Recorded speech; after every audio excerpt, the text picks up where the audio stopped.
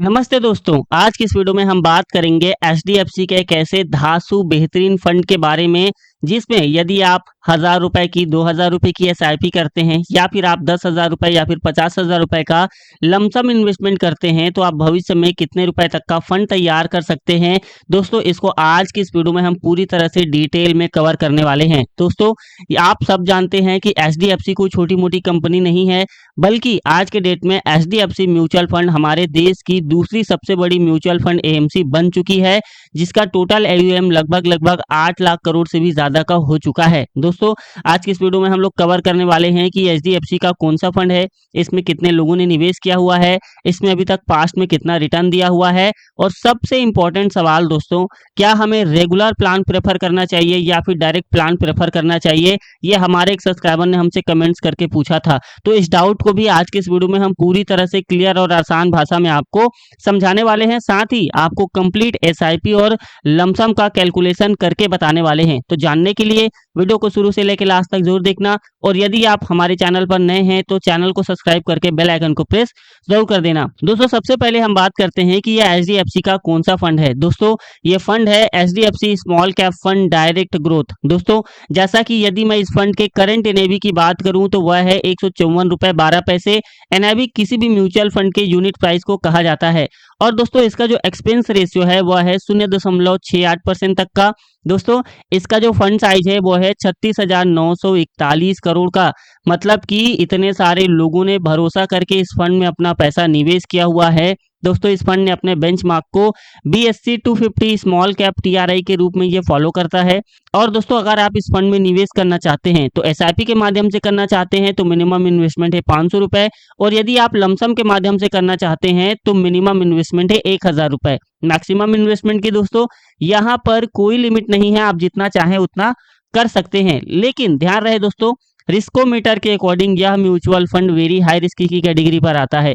इसीलिए किसी भी फंड में निवेश करने से पहले एक बार खुद से अच्छे तरीके से रिसर्च करें और जरूरत पड़े तो अपने वित्तीय सलाहकार से सलाह लेकर ही निवेश करें। दोस्तों, आइए चलते हैं अब हम उस सवाल पे कि हमें रेगुलर प्लान लेनी चाहिए या फिर डायरेक्ट प्लान लेनी चाहिए, कौन सा ऑप्शन हमारे लिए बेहतर विकल्प हो सकता है। दोस्तों, जब आप एचडीएफसी स्मॉल कैप फंड में इन्वेस्ट करते हो, जो एचडीएफसी म्यूचुअल फंड का पॉपुलर स्मॉल कैप फंड है, तो आपके पास दो ऑप्शन होते हैं, रेगुलर प्लान और डायरेक्ट प्लान। दोनों में फंड मैनेजर सेम होता है, पोर्टफोलियो सेम होता है, स्ट्रैटेजी भी सेम होती है। दोस्तों, यहाँ पर जो डिफरेंस है ना वो सिर्फ और सिर्फ कॉस्ट का होता है। रेगुलर प्लान में आप किसी डिस्ट्रीब्यूटर, एजेंट या फिर बैंक के थ्रू इन्वेस्ट करते हो, फंड हाउस उनको कमीशन देता है और ये कमीशन एक्सपेंस रेशियो के तौर पर इंक्लूड होता है। मतलब आप डायरेक्टली पैसा नहीं लेते, लेकिन आपके रिटर्न्स थोड़े कम हो जाते हैं क्योंकि फंड का एक्सपेंस रेशियो थोड़ा ज्यादा होता है। लॉन्ग टर्म में ये छोटा सा डिफरेंस कंपाउंडिंग की वजह से काफी बड़ा इम्पैक्ट डाल सकता है। दोस्तों, डायरेक्ट प्लान में आप डायरेक्टली एएमसी की वेबसाइट के थ्रू ही इन्वेस्ट करते हो, यहाँ बीच में कोई डिस्ट्रीब्यूटर नहीं होता है, इसलिए एक्सपेंस रेशियो थोड़ा सा कम होता है। कॉस्ट कम होने से सीधा बेनिफिट आपको मिलता है और लॉन्ग टर्म में रिटर्न्स रेगुलर प्लान से थोड़ा बेहतर हो सकता है। इसलिए जो इन्वेस्टर खुद रिसर्च करके इन्वेस्ट करते हैं उनके लिए डायरेक्ट प्लान जनरली ज्यादा इफेक्टिव ऑप्शन माना जा सकता है। दोस्तों, आइए अब हम इस फंड के कुछ फैक्टर्स पे और भी बात कर लेते हैं। तो दोस्तों, यहाँ इसका जो अल्फा है वो है 3.36% का। अल्फा बताता है कि फंड ने अपने बेंचमार्क को कितना एक्स्ट्रा रिटर्न दिया है। दोस्तों, मतलब कि फंड ने मार्केट इंडेक्स को लगभग 3.36% से बीट किया हुआ है, जो कि एक पॉजिटिव अल्फा का सिग्नल मान सकते हैं। दोस्तों, फंड मैनेजर ने सिर्फ मार्केट के साथ चलने की बजाय उससे बेहतर परफॉर्मेंस दिखाई है। और दोस्तों, इसका जो बीटा है वो है 0.78% का। दोस्तों, मार्केट का बीटा 1 माना जाता है, और अगर बीटा 1 से कम होता है तो मार्केट के कंपैरिजन में कम वोलेटाइल इसे मान सकते हैं। 0.78% का मतलब है कि अगर मार्केट में तेजी या फिर गिरावट आती है तो ये फंड जनरली मार्केट से थोड़ा सा कम फ्लक्चुएट करेगा। स्मॉल कैप कैटेगरी में रिलेटिवली कंट्रोल बीटा होना एक पॉजिटिव साइन माना जा सकता है, क्योंकि small caps normally high volatility के लिए जाने जाते हैं। दोस्तों, इसका जो शार्प रेशियो है वह है 0.86% का, जो ये इंडिकेट करता है कि फंड ने लिए गए रिस्क के बदले कितना रिटर्न जनरेट किया। शार्प रेशियो जितना ज्यादा होता है उतना बेटर रिस्क एडजस्टेड परफॉर्मेंस माना जा सकता है, जो कि इसका 0.86% ये इंडिकेट करता है कि फंड ने रिस्क के हिसाब से डिसेंट रिटर्न प्रोवाइड किए हैं।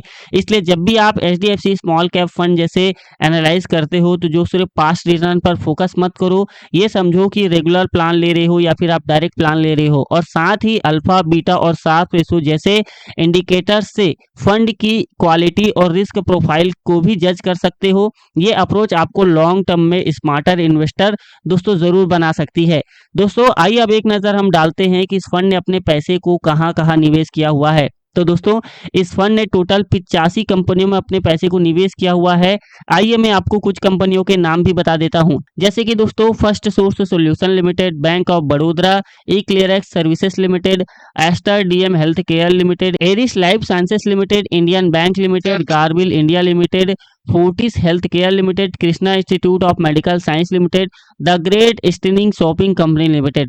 दोस्तों इसी तरह से इस फंड ने टोटल 85 कंपनियों में अपने पैसे को निवेश किया हुआ है और जैसे जैसे ये कंपनियां ग्रो करेंगी, बड़ी बनेंगी, वैसे वैसे आपके पैसे की वैल्यू भी धीरे धीरे ग्रो होने लगेगी। दोस्तों आइए एक नज़र हम इस फंड के पास्ट परफॉर्मेंस पर भी डाल लेते हैं कि पास्ट में इस फंड ने कैसा रिटर्न प्रोवाइड किया हुआ है। दोस्तों इस फंड ने पिछले एक साल में 14.93% तक का रिटर्न दिया है, पिछले 3 सालों में 19.79% तक का रिटर्न दिया है, पिछले 5 सालों में 22.16% तक का रिटर्न दिया है और पिछले 10 सालों में 20.61% तक का रिटर्न दिया है। और दोस्तों सिंस इंसेप्शन इस फंड ने 18.87% तक का रिटर्न प्रोवाइड किया हुआ है अपने इन्वेस्टरों को। दोस्तों आइए एक नज़र हम इस फंड के टॉप सेक्टर्स पर भी डाल लेते हैं। दोस्तों इसके टॉप सेक्टर्स हैं सर्विसेज जहां पर 20.72%, financial sectors 13.8%, health care sectors 10.57% और कैपिटल गुड सेक्टर्स पे 10.21% का एलोकेशन है। दोस्तों अगर आप इस फंड के इक्विटी होल्डिंग्स को देखोगे तो इस फंड ने लार्ज कैप में, मिड कैप में और स्मॉल कैप में तीनों कैटेगरी में निवेश किया हुआ है और कुछ पैसा अदर्स में भी बचा करके रखा है, जो कि बहुत ही अच्छी बात को इंडिकेट करता है। दोस्तों आइए अब हम चलते हैं कैलकुलेटर पर और आपको कैलकुलेट करके बताते हैं कि यदि आप 1000 रुपए, 2000 रुपए की एसआईपी करते हैं या फिर आप लमसम इन्वेस्टमेंट करते हैं 10,000 रुपए या फिर 50,000 रुपए, तो आप भविष्य में कितने रुपए तक का फंड तैयार कर सकते हैं। दोस्तों यहाँ पर हम एक्सपेक्टेड रिटर्न्स को 18% लेकर चलेंगे कि भविष्य में अगर इस फंड ने 18% का ही एक्सपेक्टेड रिटर्न दिया तो कितने रुपए तक का फंड तैयार किया जा सकता है। दोस्तों ये वीडियो सिर्फ एजुकेशन पर्पस के लिए है। दोस्तों ये कोई भी फाइनेंशियल एडवाइस नहीं है और यहाँ पर हम जो कैलकुलेशन ले रहे हैं दोस्तों वो पास्ट परफॉर्मेंस के बेसिस में ले रहे हैं। ठीक है जी। तो दोस्तों अगर आपने 10 सालों के लिए 1000 रुपए की एसआईपी करनी शुरू की तो आप लगभग 3,36,258 रुपए के आसपास फंड तैयार कर सकते हैं।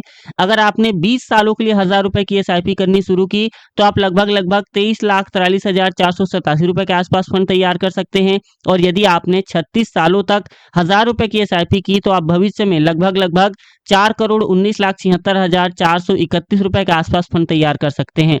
वहीं पर यदि आपने 2000 रुपए की एसआईपी करनी शुरू की तो आप इसे जस्ट डबल कर सकते हैं।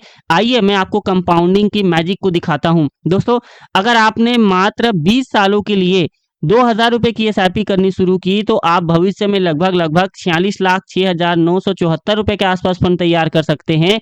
और यदि आपने 36 सालों के लिए किया वही 2000 रुपए की एसआईपी को तो आप भविष्य में लगभग 8,39,52,862 रुपए के आसपास फंड तैयार कर सकते हैं। दोस्तों ये थे एसआईपी के कैलकुलेशन। आइए अब हम लमसम का भी कैलकुलेशन देख लेते हैं। मान लीजिए आपने 30 सालों के लिए 10,000 रुपए लमसम निवेश करके छोड़ दिया तो आप भविष्य में लगभग 14,33,706 रुपए के आसपास फंड तैयार कर सकते हैं। और यदि आपने इसी इन्वेस्टमेंट को 55 साल के लिए होल्ड करके छोड़ दिया 10,000 रुपए के लमसम को तो आप भविष्य में मोटी मोटा 8,98,48,411 रुपए के आसपास फंड तैयार कर सकते हैं। और यदि दोस्तों आपने इसी इन्वेस्टमेंट को थोड़ा सा इंक्रीज कर दिया, बढ़ा दिया और आपने 50,000 रुपए का लमसम इन्वेस्टमेंट किया 30 सालों के लिए तो आप भविष्य में मोटी मोटा लगभग 71,68,532 रुपए के आसपास फंड तैयार कर सकते हैं। और यदि आपने दोस्तों 50 सालों के लिए 50,000 रुपए का लमसम निवेश करके छोड़ दिया तो आप भविष्य में लगभग 19,63,00,000 रुपए के आसपास एक फंड तैयार कर सकते हैं। अब दोस्तों मैंने आपको इस वीडियो में जो भी कैलकुलेशन बताए हैं वो सारे के सारे पास्ट परफॉर्मेंस के बेसिस में बताए हैं। भविष्य में ये जो रिटर्न्स है वो कम भी हो सकते हैं और ज़्यादा भी हो सकते हैं, इसकी यहाँ पर कोई गारंटी नहीं है।